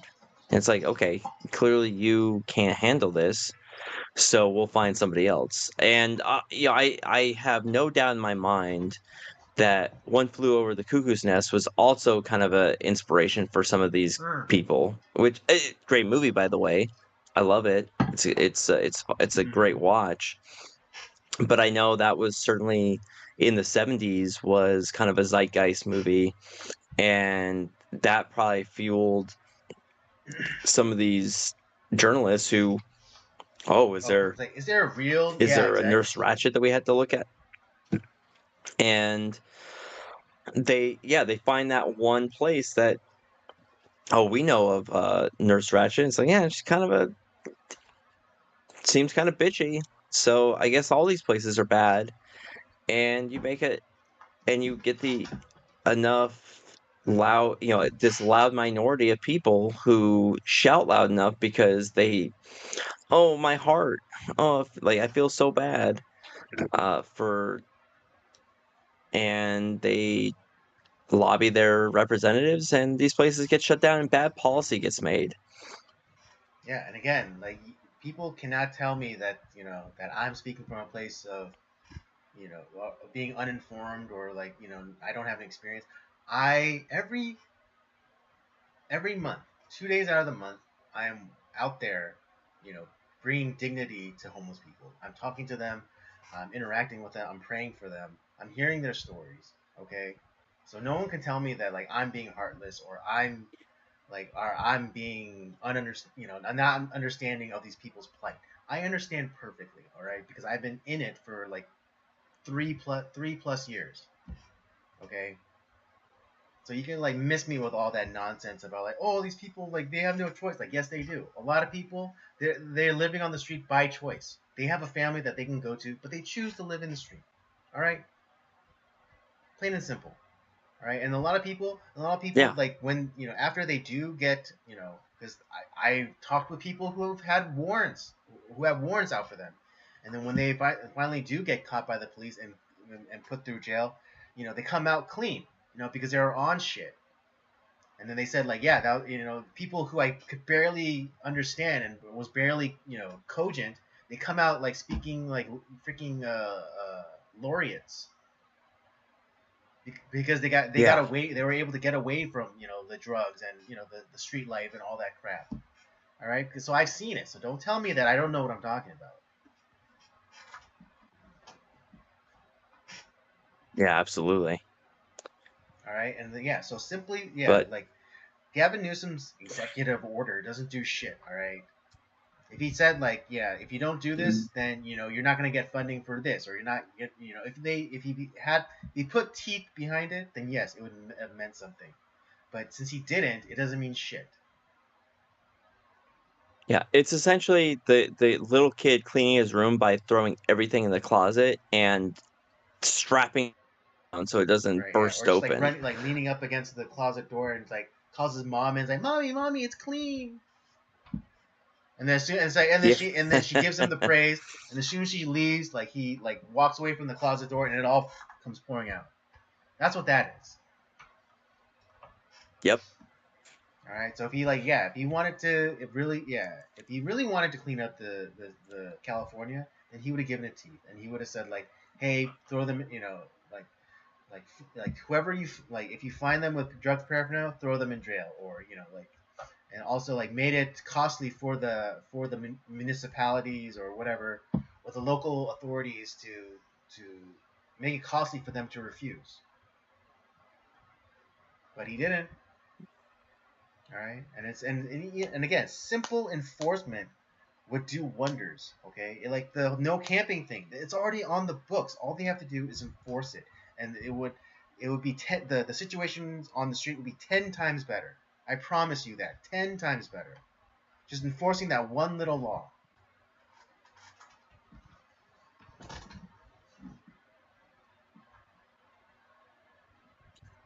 We'll s- I mean, yeah, for the moment, yeah, the streets look somewhat cleaner, but that's not gonna last long. I guarantee it. Yeah, yeah. I'm not overly optimistic. Yeah. I think I give it 2 days after election day in November, Wait, is back he to up normal. again? Newsom. Uh, well, the only thing I would say is like what we were talking about. I don't know if he's up for it again right now, but because I think he is shooting for something within in Washington. That's where he Right. wants to be. Okay. Because I know like one of the talking points about the recall election was, oh wait, that was like 2 years ago. Okay, yeah, because yeah, one of the talking points was like, oh, why are you trying to recall him? He's already up for re-election, anyways. So it's like just a waste of taxpayer money. But then I remember that Yeah, election was 2 years ago. So that's yeah. A lot of shenanigans pulled there. That's for yeah. damn sure. All right. Anything else to add? To... No, I just wanted to. I think we got through that pretty well. Indeed. All right. With topics of discussion through, we'll get into our movie review. To remind you again, All tonight right. and for the rest of this month, it'll be Keanu Reeves month. And again, we'll be doing more of the B-sides uh, uh, movies, as one that didn't get a lot of fanfare or attention. And tonight we'll be starting with The Replacements from 2000, starring, of course, Keanu Reeves and Gene Hackman. A lot of familiar faces: Orlando Jones, Jon Favreau, uh, Reese Ifan or Ethan, Yeah. Faison Love. If you're really into comedy. Uh, Andrew Mm-hmm. Jace. Although less said Right. about him, the better, because just like his character, he's in jail too. Yeah, in real life. All right, let me hit let In me hit real life, everyone with yeah. the synopsis and we'll get going. All right. It's late in the season. The playoffs are fast approaching, and the Washington Sentinels have just gone on strike. Scrambling for a solution, the Sentinels owner, Edward O'Neill, hatches a plan to bring in legendary coach Jimmy McGinty to recruit a team of replacement players in exactly 1 week. For fans and owners alike, the strike is a disaster, but for Shane Falco and a mismatched crew of outsiders, it is the second chance they've waited for their whole lives. Yeah, this movie came out in 2000, directed by Howard Deutsch. Deutsch. Deutsch. It's Deutsch. Yeah. Yeah, it's also it is loosely based off of the '87 NFL Mm, strike with the Washington Redskins, who they had a strike back then, and they won all three of their replacement games, similar to like to the movie, fictional The team. Sentinels. And that year the Redskins went on to win the Super Bowl too. So it's kind of that's kind of the So it's idea kind of of like where this story kind of comes like a from, and biopic, but not really. yeah, not quite. And obviously, I don't think they really. I don't think they had th- the NFL rights to use like the Mhm. names or anything like Right, they that. came I up think with that yeah, was like the cities. Of course, they use like San or Diego and Dallas, but they use fictionalized teams. right, right. So you didn't have that. But man, this film is it's just fun. If you're looking for just like a fun sports movie, I think Keanu Reeves plays a just kind of an interesting character. Hmm. I like, kind of this washout college superstar who, his claim to fame was just completely blowing it in, I think it was like the Hmm. Sugar Bowl or Sugar the Bowl, Orange yeah. Bowl. He just got, because that's all anyone ever Right, remembers right. this Like from. It's just like, yeah, you guys got fucking as soon as his pummeled. name comes out, I was like, yeah, oh Shane Falco, yeah, Sugar Bowl. Yeah, yeah. And he got relegated to like living on a cheap Hmm. houseboat and scrubbing out barnacles for his life. But yeah, I think he's fun in this. It's this is such a weird era too for Hmm. Gene Hackman because he would play these very strange roles. Because I think this is right around the time like he would do like the Royal Hmm. Tenenbaums for like Wes Anderson. He did this Yeah, film. he was doing more. He Yeah, did he was that doing more one. lighthearted, like slightly comedic fare. Yeah, but he would still bring like he obviously we did Enemy of the State, so he was in that. He was really awesome in that. But there was I think this was because I think Gene Hackman retired not long after this because there was this one comedy he did with Ray Romano, and it was um it was like a political comedy. And right after that, because the movie Oh just yeah. fucking tanked, it did horrible. I think he called it quits after and he hasn't acted since. He's Right. still alive, but yeah, he hasn't acted Hmm. since. But this is kind of the close of Hackman's Hmm. career, and I think this is one of his like really like last great film. I mean, The Royal Tenenbaums also was he's Hmm. really good in, but this is yeah, he was because he was so his run coming up to this is he did The Firm, which he's really good in. Get Shorty, I haven't Neither seen have I. that. Crimson Tide, Yeah. we've talked about that. That's a great movie. He did The Birdcage, which is I haven't seen Yeah. that in years, but that is a fucking Yeah. hilarious movie.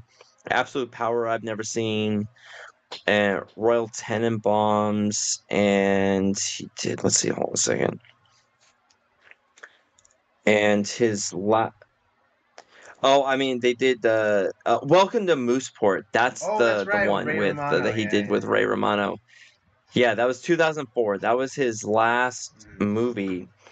But like this, yeah, he did the Replacements. He was in the Mexican Hmm. Heartbreakers heist, Behind Oh Enemy yeah, yeah, yeah, Lines. We should definitely we should yeah. definitely do that. That's a good movie. Runaway Jury, I've never seen. I don't think I've seen Heist either, but yeah, this is pretty much like Welcome to Mooseport. I think he just like fuck Right. this, I'm done. And but I think he does great as the coach. I mean, it feels like a role you need to have a tough guy Yeah. like Gene Hackman to do Hmm. this role.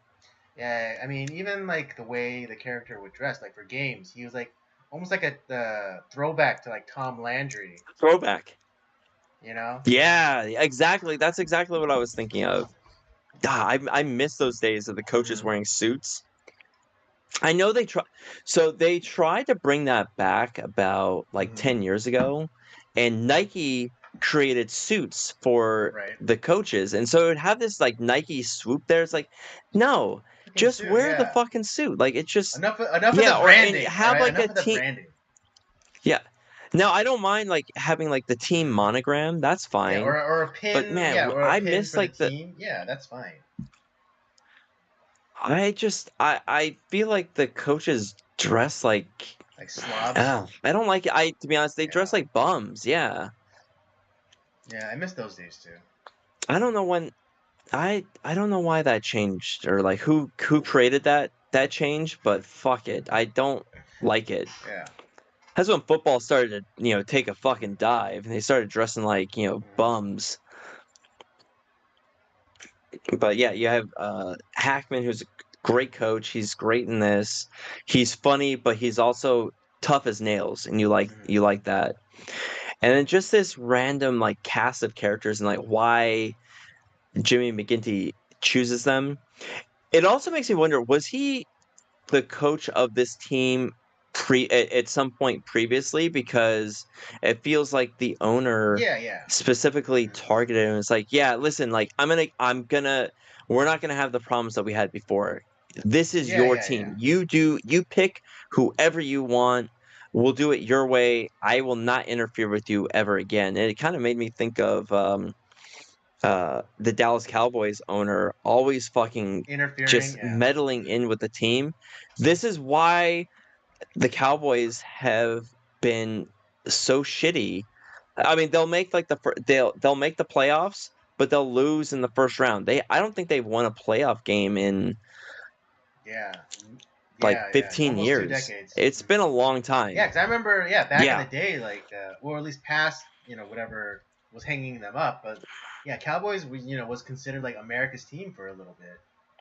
Um, but now, Right. yeah, like they hardly they hardly get past playoffs. And like you said, and when they do, it's like they get knocked off in the first round. Yeah. So you have that, but like these cast of characters, we have the Welsh Mm, footballer who's going to be his mm. his kicker. You have the sumo the sumo wrestler. You have like the prisoner that was like the former all-star like running. You have a couple of like these Yeah, like college ballers. Yeah. former yeah college or slash pro guys who one went to prison and now he's out. I think he still has he's like either on house arrest or Yeah, like or yeah, being he was monitored. He has the ankle he was monitor. given like a limited probation, like to like released to the team, Right. released to the That was custody of the team. yeah, that was Andrew Cool. Jace's character. Who really is in prison for murdering his wife right now. So um but then yeah, you have the other guy who ended up well, Shane Falco had hurt Mm. his knee. That was one of his problems. So, and then you had a couple of other guys who had either like knee or ankle injuries that kind of derailed their career, and no one got their second chance. What was he like? Another, John Favreau, who ended up he just likes hurting people. He was like he had been like a walk-on player for a college football team, but he was so violent that they kicked him Yeah, off the team. The Orlando Jones, who is super fast, but he catch. Yeah, can't can't catch. catch. Save his life. So Yeah, and then you had a and it also seems like the cheerleaders were also on strike or right. something Yeah, because too, because they ended up having they to had get to a get whole a new bunch of scav cheerleading team. cheerleaders. Yeah. Yeah, that was and so the head cheerleader played by Brooke Langton, Annabelle, who plays Annabelle, she ends up recruiting all these Yeah. strippers. Yeah. Oh, early 2000s. How I miss you. God, How I miss you. I mean yeah. Keith David Mm-hmm. is in this for a short, like a Yeah. very small part. He's the players Mm-hmm. union rep, and Jack Warden's Performance. final appearance as a actor as the owner. And of course, you have the great John Madden and Pat Summerall as the commentators, because of course it's a football movie, so of course you got to have these guys, and I think that just gives some like legitimacy to it. And honestly, it sounds like a very natural Oh dialogue for yeah, both of yeah. them, because John Madden is a little bit his commentary, his color commentary is kind of like that, and Pat Summerall is more of just Yeah, the yeah. straight man to him. It's like that sounds Yeah, good, for sure, John. for sure. You know, it's gonna they play off of each other so well. So that it was kind of good having them there. And and then Brett Cullen, who I think, if I remember, he's kind of a guy that you see in a bunch of things. Is was he? I'm trying to think. Was he in The Dark Knight Rises? Was that him? Repeat the name. The guy who plays the actual quarterback of the Sentinels, played by Brett Cullen. I know he's been in a bunch of TV stuff, but I thought he was in Oh, yeah, he was that's right. Congressman Yeah, Byron Gilly in that's right. Dark Knight Yeah, yeah. Rises, who got Kidnapped by by yeah, so Catwoman. he was in Apollo 13. Oh God, he was in Wyatt Earp too. Ugh, God. But yeah, this is kind of one of those guys that just this character journeyman actor, a lot of television, but I was like, oh yeah, I forgot that he's in this. And he ends up becoming a scab towards the end because he's kind of a Right, narcissist. he crosses the picket And line. yeah, To kind of ride the coat, to so kind of like jump in last minute after the successes, of the replacements. oh, now that the team is doing well without me, I'm Oh, gonna I can't jump have in and that. just kind of get the success, get that Right. Super Oh, I Bowl can't ring. have that. I have to be the one. I have to be the hero. So I have to be the one to get the team over the finish line, even though like they're the ones that ran the you know the marathon, like the 20. They ran the 25 miles. I'll run the last mile with them. yeah, I'll take that last Yeah. 0.2 miles. It's like,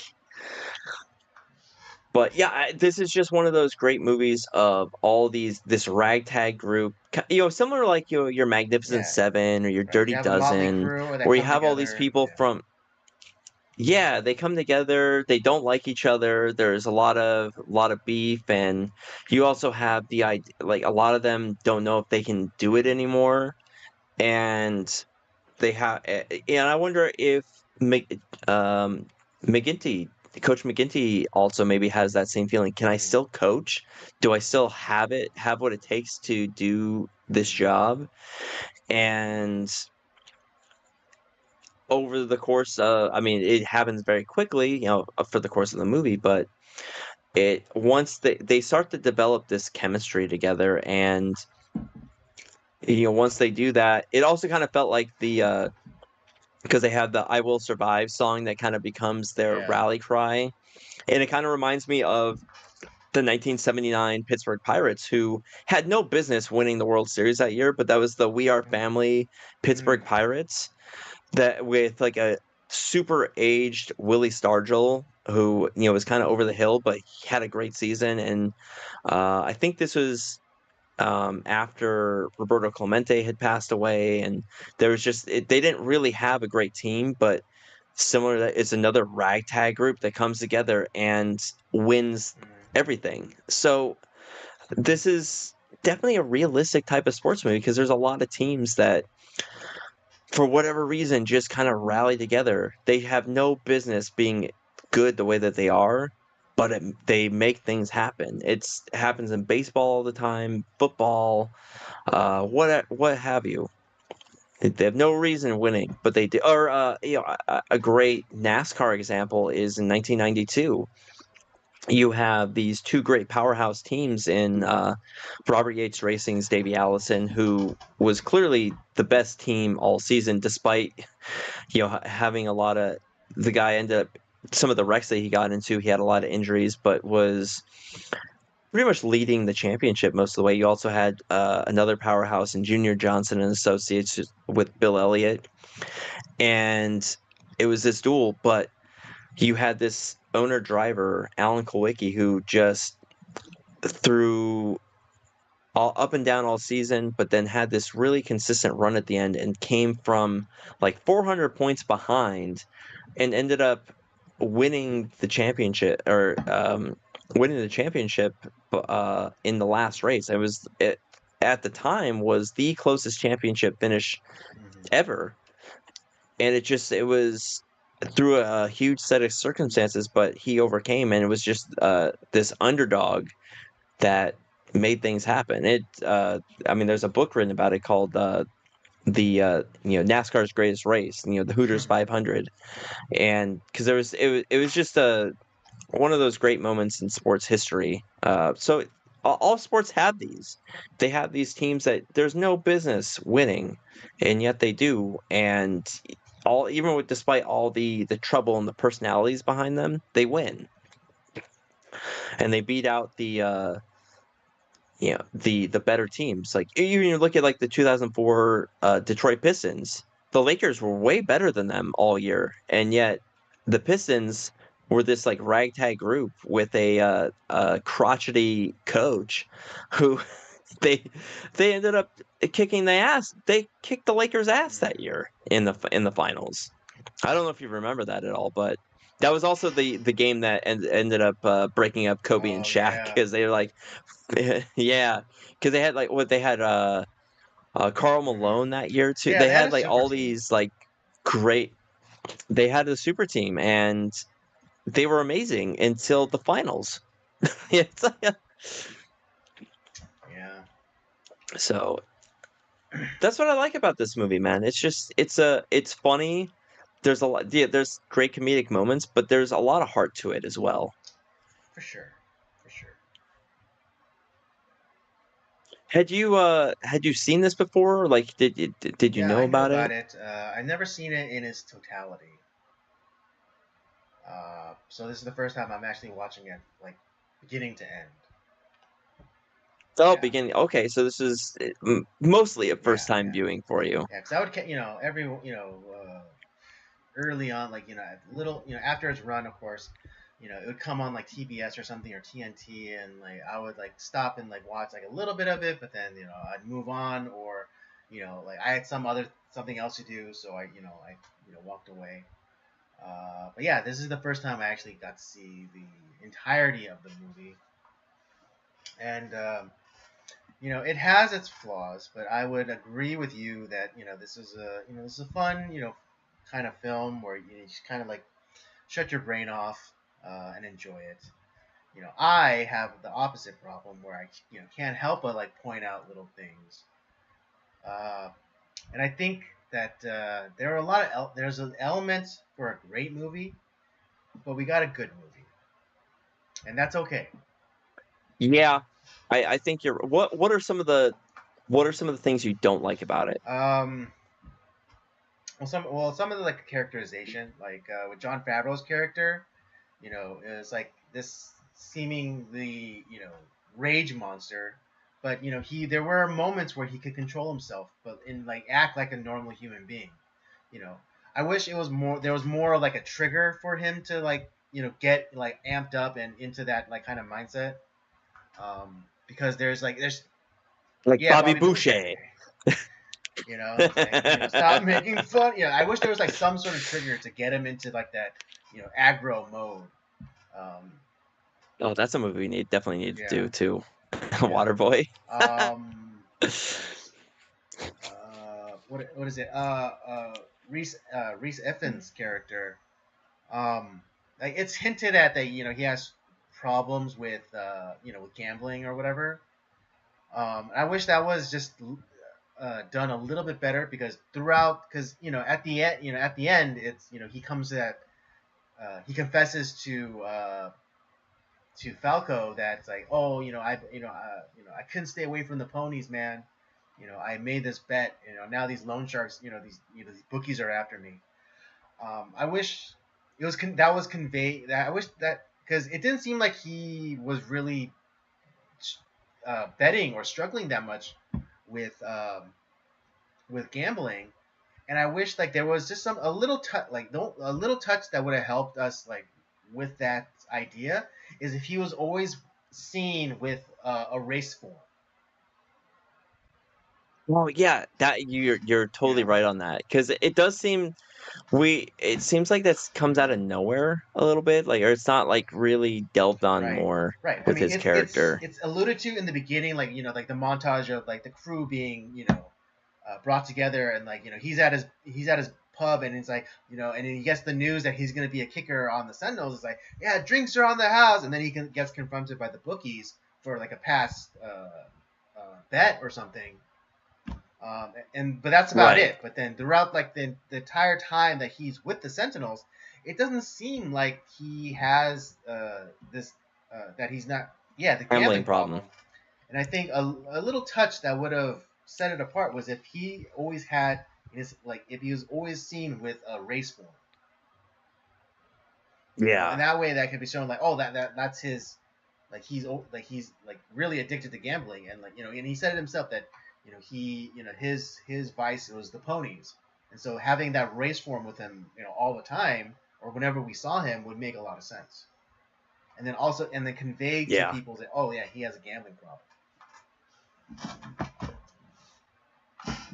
Yeah, that's I agree with that. There's definitely not enough there, and with Jon Favreau's character, although he's funny at times, yeah, it's like you're not really sure what triggers him or not. Like what can you like well, I mean, I guess Shane to a degree finds something like to help like kind of reel him in a little bit. The there's like the bar scene, like where they end up like fighting Martel, the actual players. Like, hey, remember how I said don't attack red shirts? Ignore that right now. Right. Yeah, I thought that was great. I thought that was great. I was like, but yeah, what else?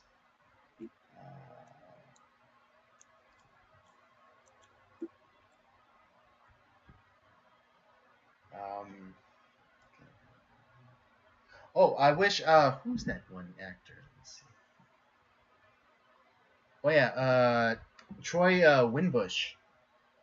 Walter Cochran is his character's name. Yeah, he was like a religious guy. But right. I don't think like there was enough development there, because at like when Shane comes in to announce that, oh, I'm out, Martel's in. It was him that to like rally the replacement Sentinels and be like, oh, this one's we drink to you, Falco, and it's like I don't know why he was the one to do it. It would have, I think if Rhys Ifans' character did it, it would have made more sense.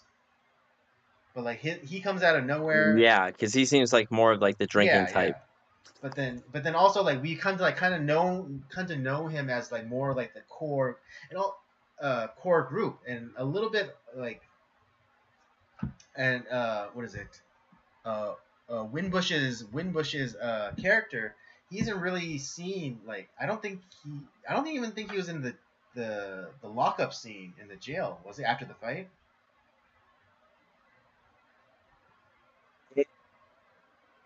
I don't think so, because there was like a few people. I don't recall either. I mean, there was there was Keanu Reeves, of course. There was Jimbo. There was Orlando Jones. There was Rhys. Jumbo, I think, was in there. Rhys Ifans' character's there. Jon Favreau's character's there, but I don't recall. Oh yeah, even the deaf guy, David Denman's character. Oh yeah, he was there. Michael Jace, Earl Wilkinson's character was in there. But I don't remember Tony Winbush's character being in there. I don't think he was. I had to rewatch it again, but I don't remember seeing him in the prison or the jail cell.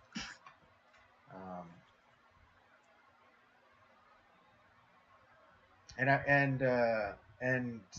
I think the love story between Falco and it was That's rushed. It rushed. was hella rushed, and it didn't feel natural because it felt Yeah, like the that's cheerleader was making moves on him like right away. yeah. It's just like that part bothered me a little bit. There's a few things in here that are a little bit half baked Hmm. or rushed, and so yeah, like it's not a perfect movie by any means. I think I just like the heart behind it though. I think that's why this film kind of has Hmm. stuck with me. And like I said, I think Keanu Reeves does a Right. pretty good job as the star. This is a very different film from like his Hmm. The Matrix that he just Right. had just done. And he does have a little bit of that Neo in him, but like with a bit more Yeah. comedic flair. What was it? Oh God, I just had it in my head.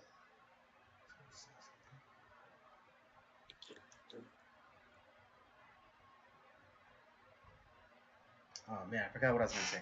But alternatively, I have been wanting to say this since the beginning. Um, a little part of me thinks that this could be like alternate universe Johnny Utah. Yeah, it's like from Yeah. Point Break. Yeah, it is, dude. Right. If like yeah, instead of Johnny giving up on him or picking himself back up and then heading going into the FBI academy, he goes and just like becomes like a has been. Oh my gosh, I wonder if Eric likes I this know, film. right? We gotta ask him.